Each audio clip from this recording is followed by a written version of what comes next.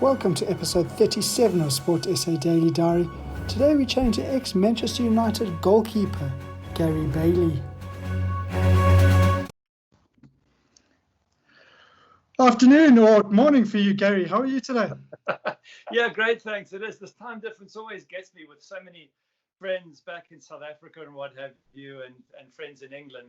I'm forever getting phone calls at 4 a.m. and people saying, "Oh crap, sorry, we forgot about the time difference." But yeah, everything great here, thanks.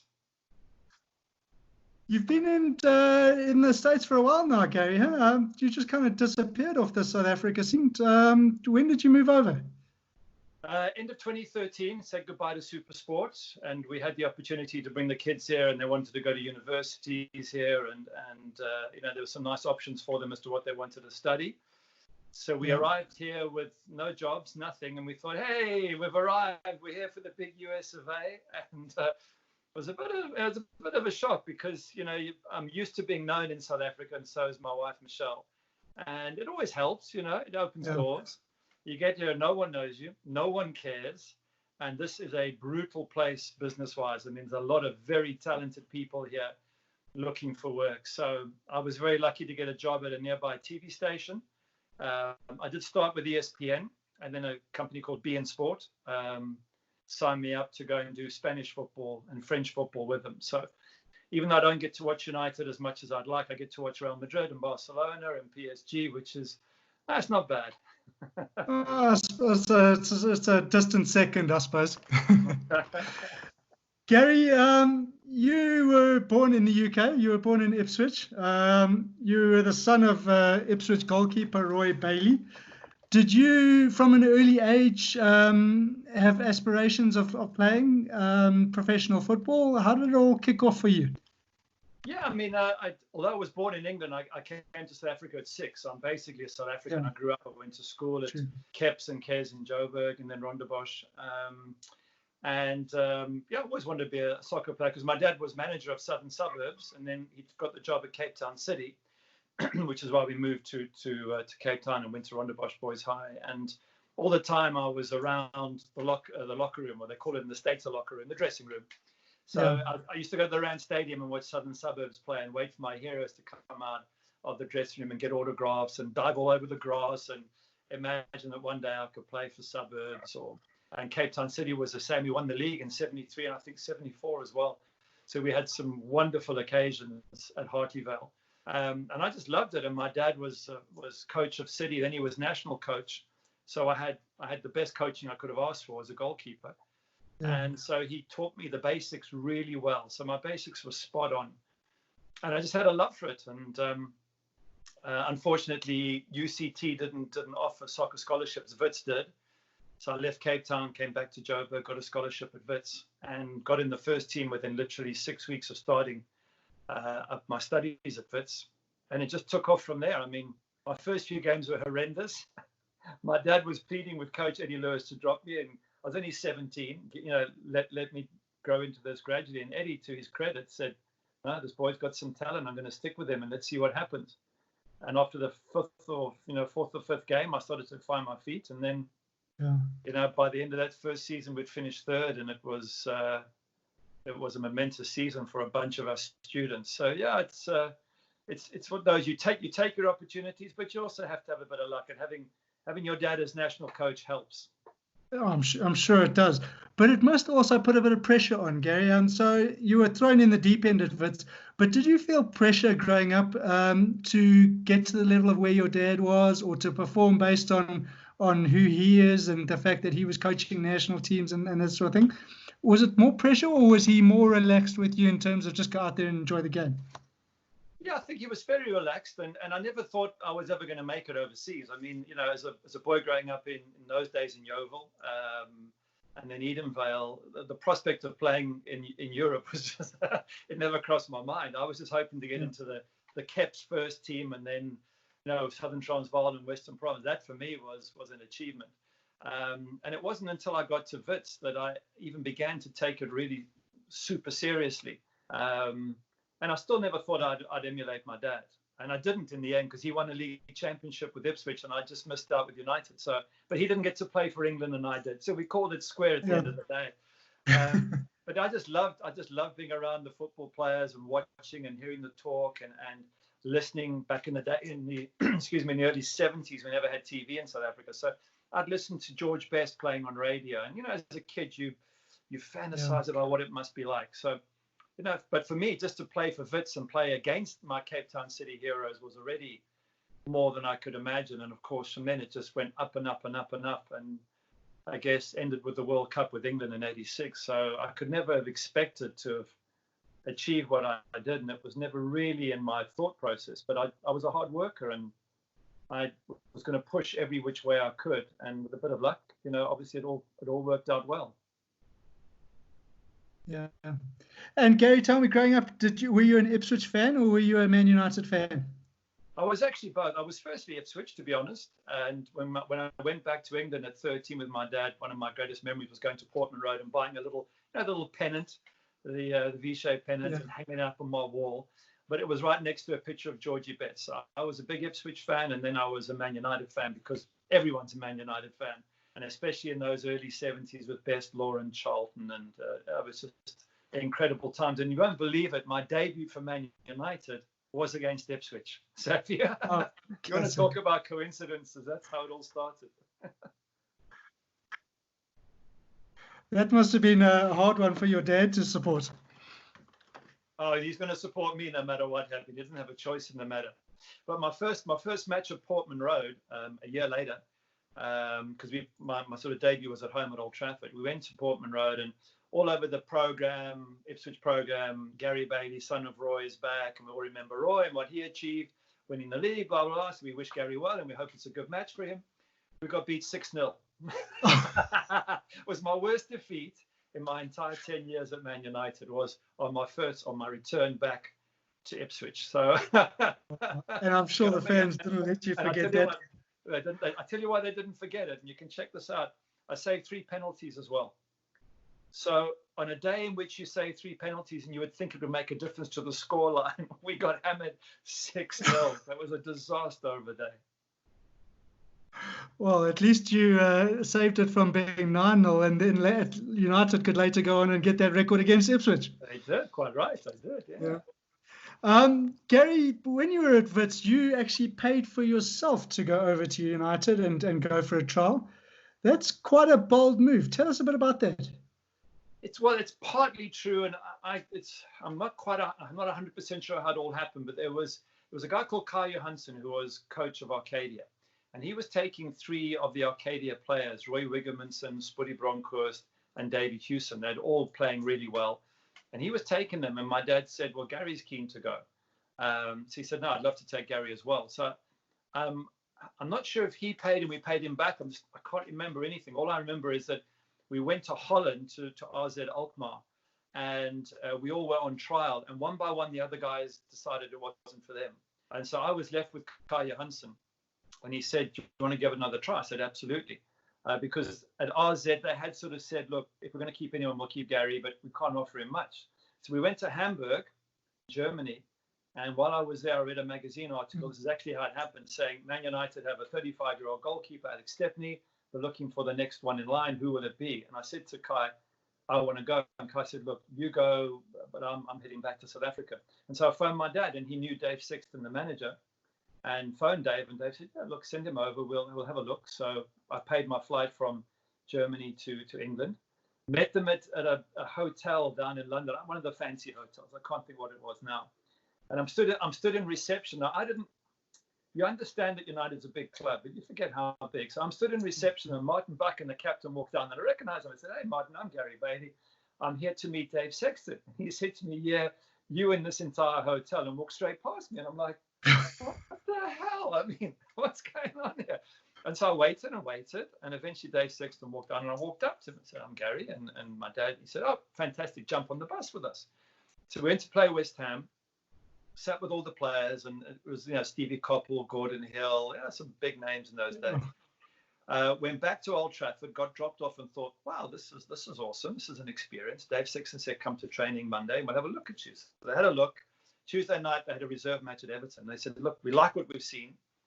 Come and play in the reserves against Everton. And played in the reserves. And Dave Sexton afterwards said, I want to see you tomorrow morning in my office. So I went in Wednesday morning. I thought, you know what, it'll be the normal story, son. You know, you're quite impressive, but you know, we'll call you, don't call us type of thing.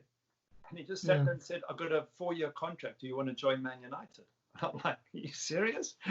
And I said to him, oh, but I've got one condition. And he said, you've got a condition? I said, yeah, I've got one condition.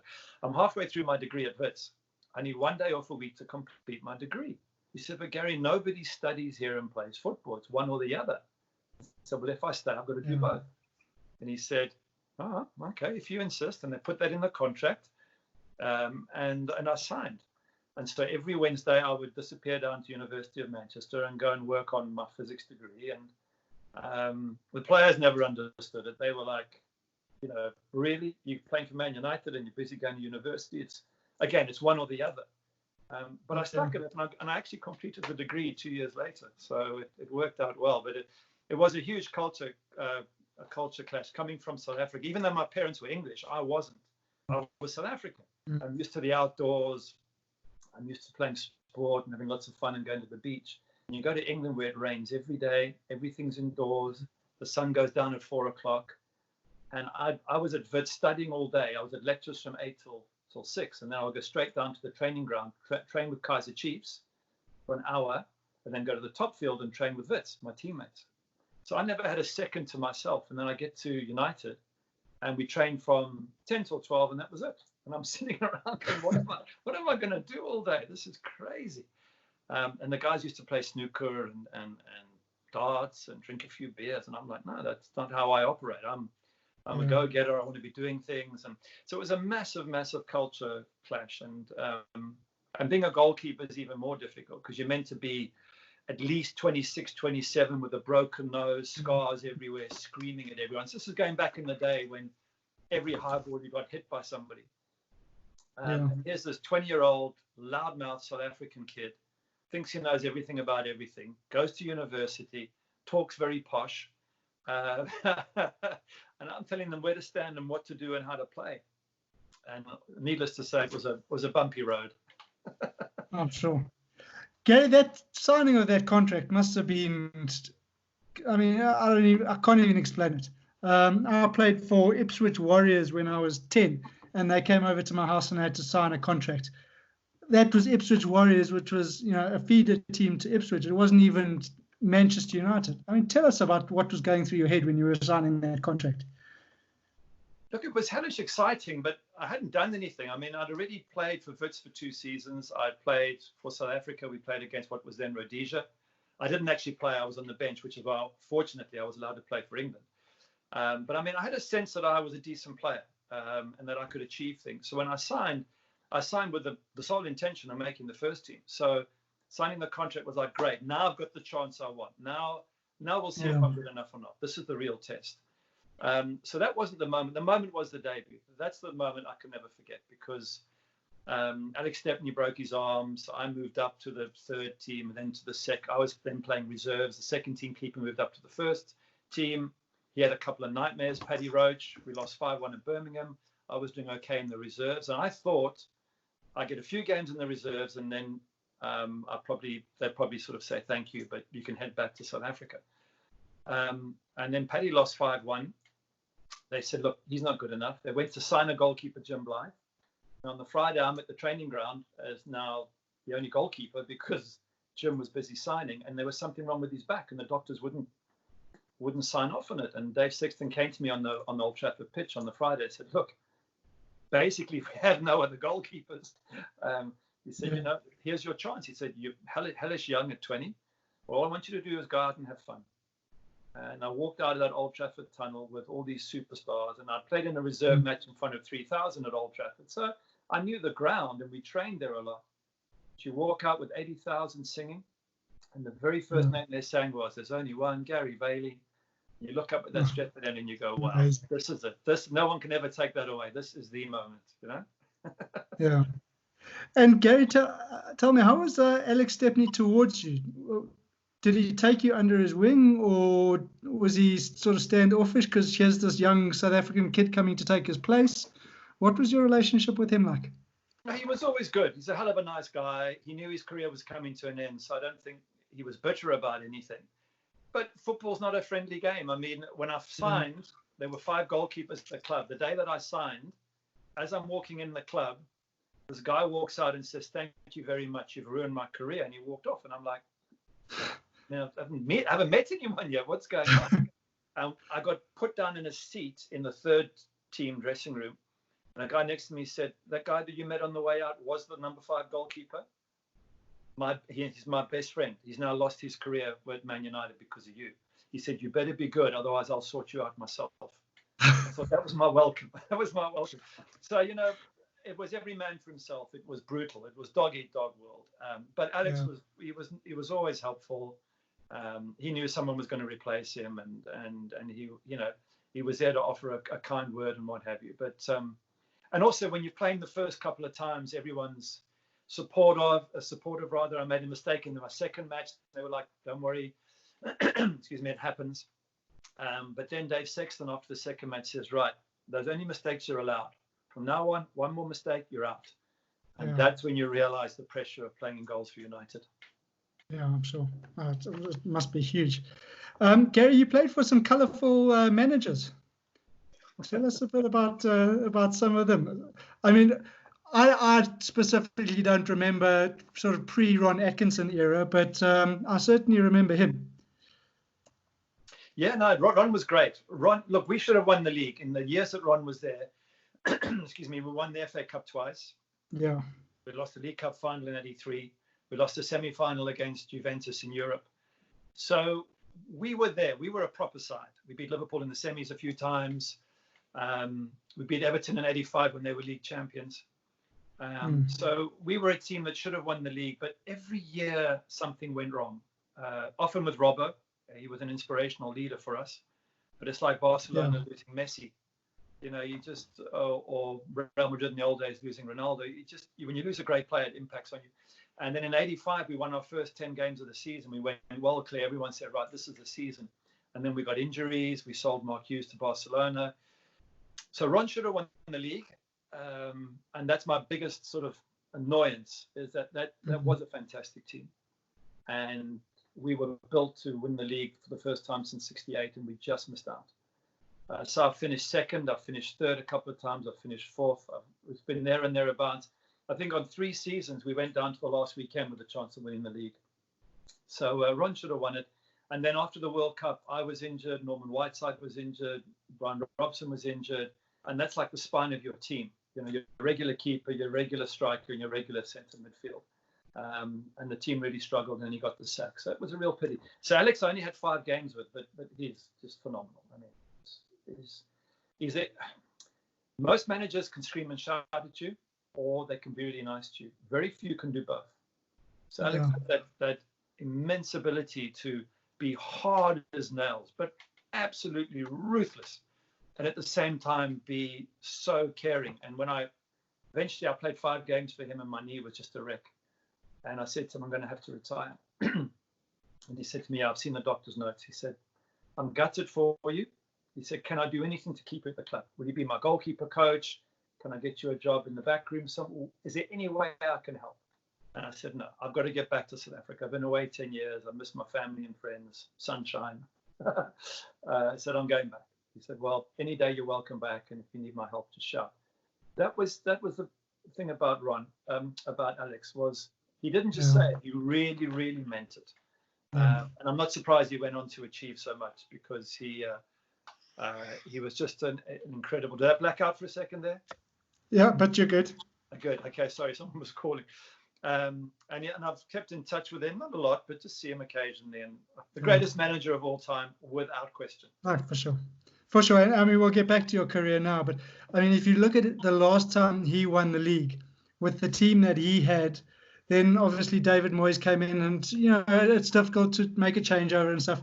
But from where you went to where United ended up, I think 6th that season, it just shows you the importance of the manager.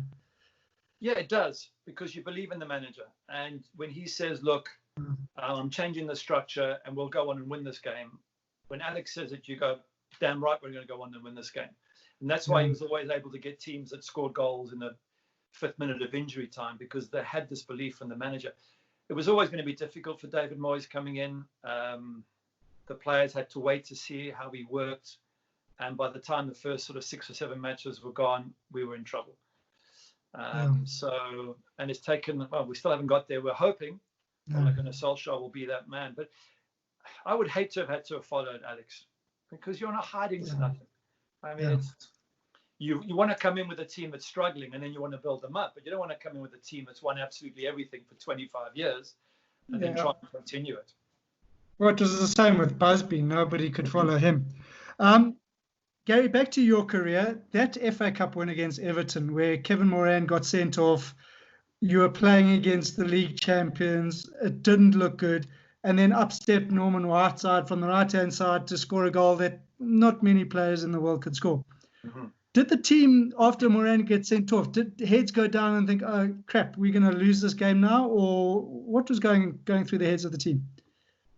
I can't talk for the others. Just for myself, I thought, you know what, let's just hang in there and let's get a replay.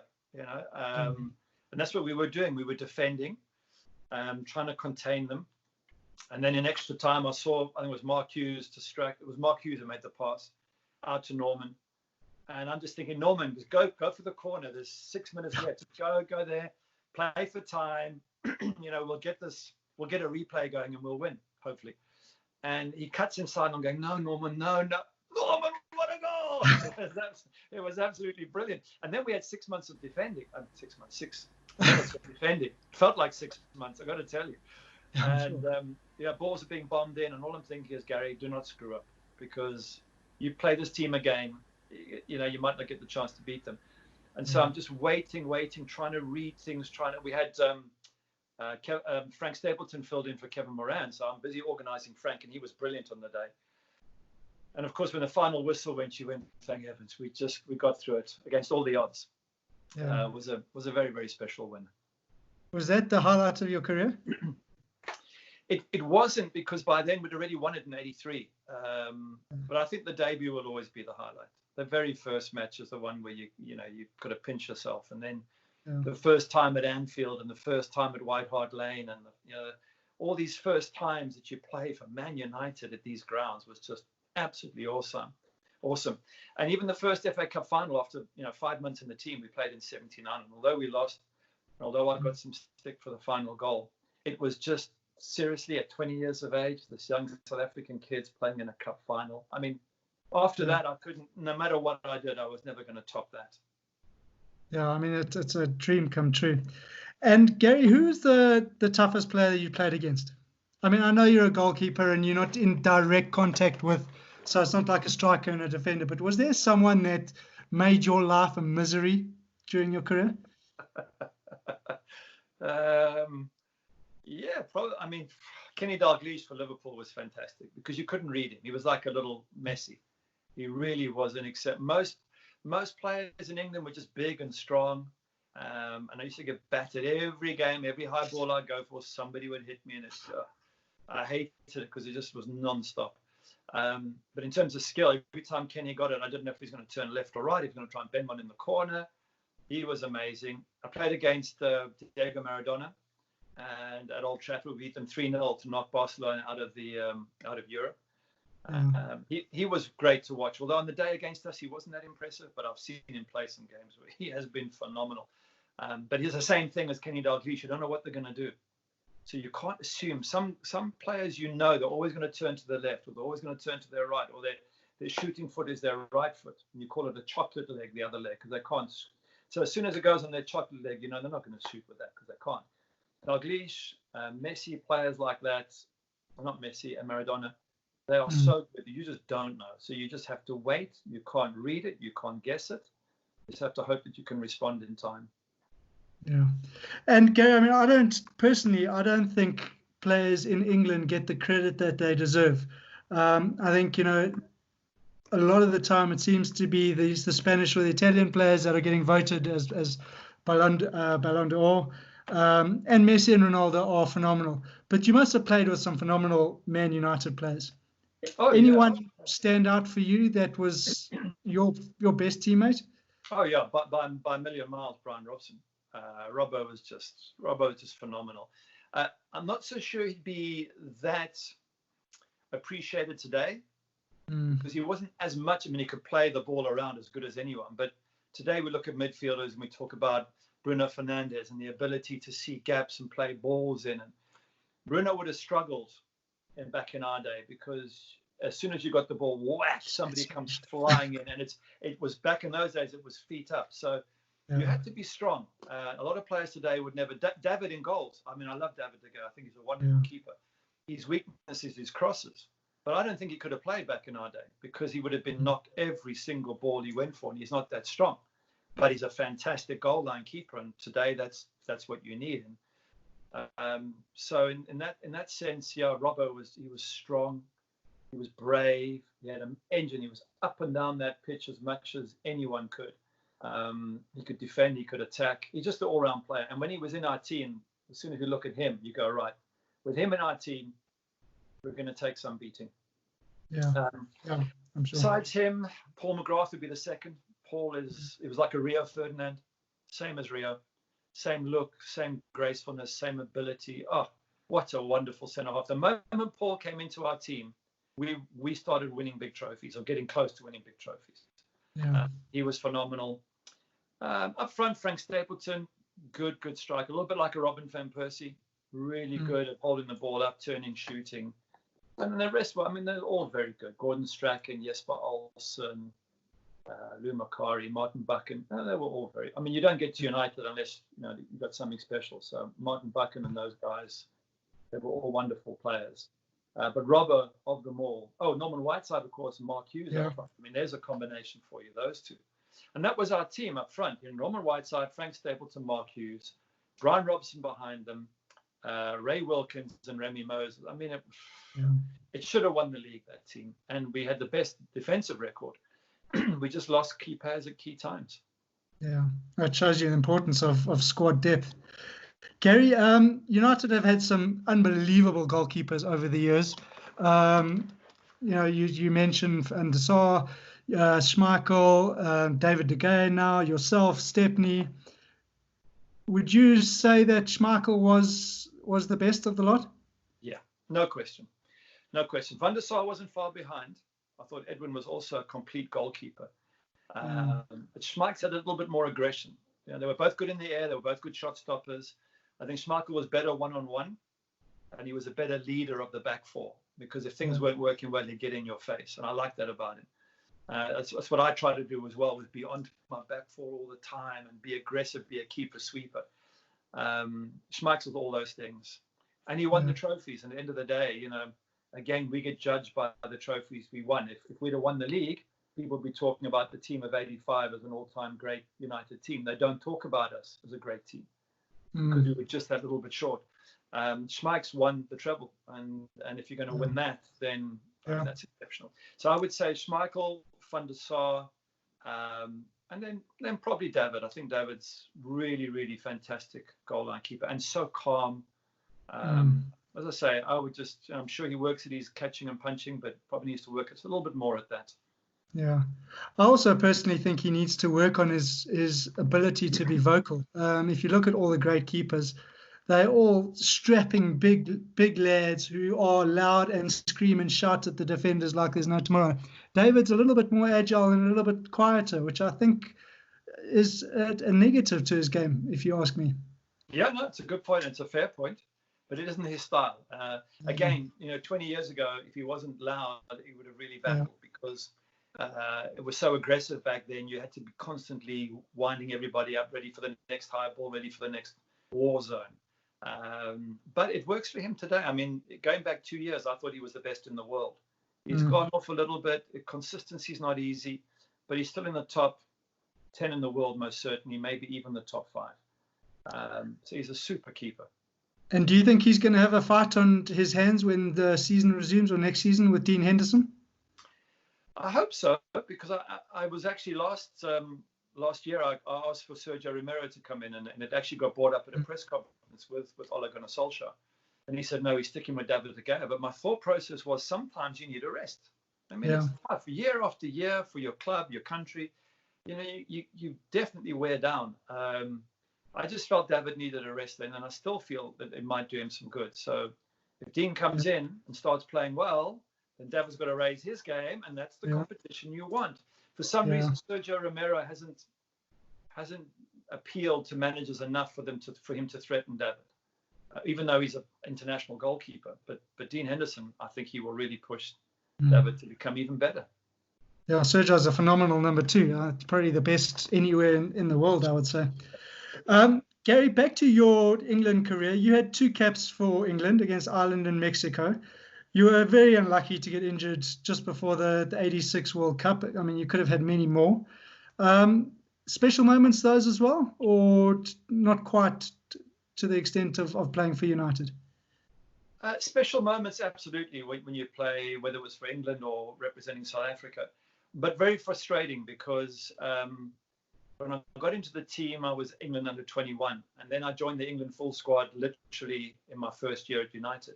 And for 6 years, I didn't get to play because I had Peter Shilton, from the best of all time, Ray Clements, superb goalkeeper, Joe Corrigan from Man City, who was decent, Phil Parkes from West Ham. And the problem with that was that the locker room, the dressing room, was full of internationals. So every United player was a top international, except me. And of course, when things go wrong, they look around the dressing room. Who do you pick on? Well, it's the guy who's not an international, and he's the youngest. So whenever things went wrong, I always got that sense that people were thinking, well, Gary needs to do better. Whereas if I'd have been a regular England goalkeeper, I go, oh, he's England's number 1, and he can't do anything wrong. So it was a long haul before it was 6 years before I actually got to make my debut for England. And that's critical. And, people to this day remember players who, like Roger Miller of Cameroon. Roger never played at any top club, but he had a couple of good games in a World Cup and gets remembered. So as a footballer, a lot of your legacy afterwards is, how did you do in the big games? Did you play in the World Cup? I never got that chance. If I had a Scottish mother, for example, I might have played for Scotland 100 times and gone to World Cups, and people would remember you differently. And so, you look at United, did we win the league? No. And did we go into Europe and win a European Cup? No, we were knocked out in the semi. So all these things are part of how people see your legacy after the game. And we all wish it could have been better, but then I often say, you know what, for a kid coming from Joburg, just to have played for 10 years, to have played for England, to have gone to a World Cup, to have won FA Cups, yeah, we can always say it could have been a bit more, but I'll take it. It was still a fantastic journey, and I'm very privileged.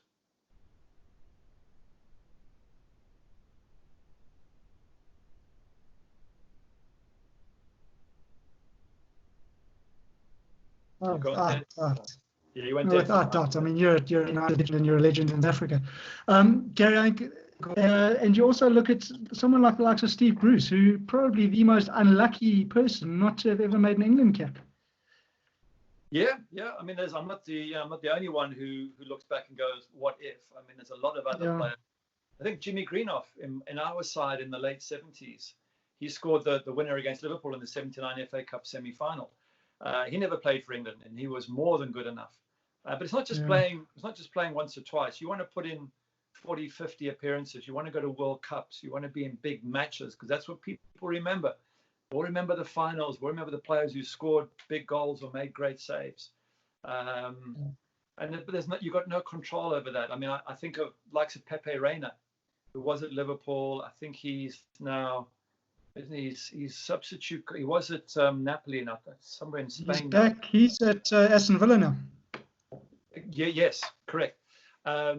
Someone like that, who, if Spain didn't have Iker Casillas, could have played for Spain. Yeah. There's a number of other Spanish goalkeepers who would fit into that group, who in their time could have gone on to be legends. But you have one world-class goalkeeper, Buffon.